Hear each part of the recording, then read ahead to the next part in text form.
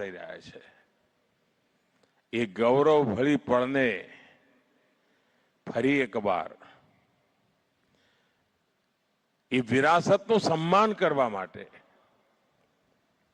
આવતીકાલે સોમનાથમાં ભવ્ય કાર્યક્રમ થઈ રહ્યો છે અને દેશભરના લોકોને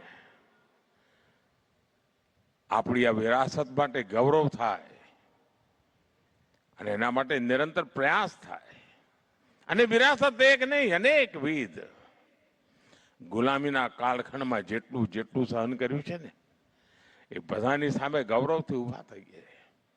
આજે 10મી મે નું પણ મહત્વ ભારતની આઝાદીના આંદોલનમાં ઓછું નથી.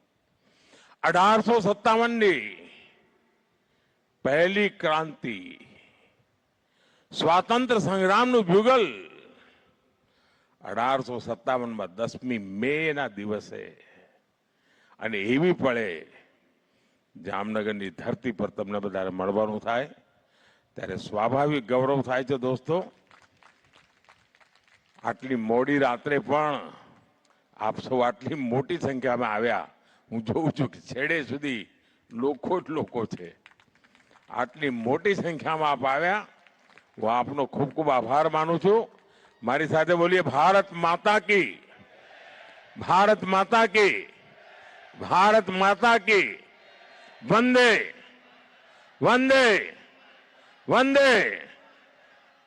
ખૂબ ખૂબ ધન્યવાદ મિત્રો.